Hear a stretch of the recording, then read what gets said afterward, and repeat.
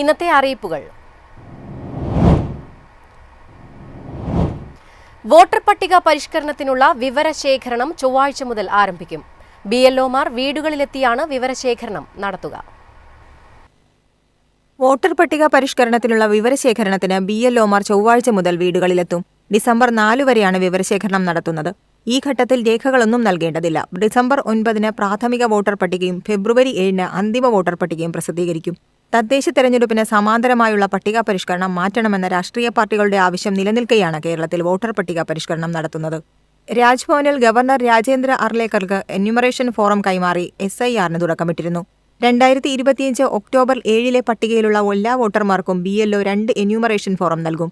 ഒരെണ്ണം പൂരിപ്പിച്ച് നൽകണം, ഒരെണ്ണം സൂക്ഷിക്കാം. ഫോറം പൂരിപ്പിക്കുന്നതിനും ഓൺലൈനായി അപ്ലോഡ് ചെയ്യുന്നതിനും BLOയുടെ സഹായം കിട്ടും. കളർ ഫോട്ടോ ഉണ്ടെങ്കിൽ അതും ഉൾപ്പെടുത്താം. BLOയ്ക്കൊപ്പം രാഷ്ട്രീയ പാർട്ടികൾ ചുമതലപ്പെടുത്തുന്ന ബൂത്ത് ലെവൽ ഏജന്റും വേണമെന്നാണ് നിർദ്ദേശം. News desk Myfin TV.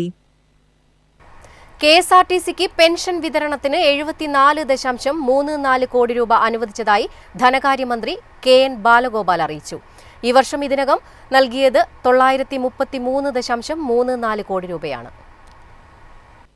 പ്രത്യേക സഹായമായി 350 കോടി രൂപയും പെൻഷൻ വിതരണത്തിന് 583.44 കോടി രൂപയുമാണ് KSRTCക്ക് ലഭിച്ചത്. ഈ വർഷം ബജറ്റ് വകയിരുത്തൽ 900 കോടി രൂപയാണ്. കഴിഞ്ഞ സാമ്പത്തിക വർഷം ബജറ്റിൽ അനുവദിച്ചിരുന്ന 900 കോടി രൂപയ്ക്കു പുറമെ 676 കോടി രൂപ അധികമായി കോർപ്പറേഷന് സർക്കാർ സഹായമായി ലഭിച്ചിരുന്നു. ഈ സർക്കാരിന്റെ കാലത്ത് 7,904 കോടി രൂപയാണ് KSRTCക്ക് സർക്കാർ സഹായമായി ലഭിച്ചത്. ഒന്നാം പിണറായി സർക്കാരിന്റെ കാലത്ത് 5,002 കോടി രൂപ ലഭിച്ചിരുന്നു. 1ഉം 2ഉം പിണറായി സർക്കാരുകൾ ആകെ 12,906 കോടി രൂപ കോർപ്പറേഷന് സഹായമായി നൽകി. News desk Myfin TV.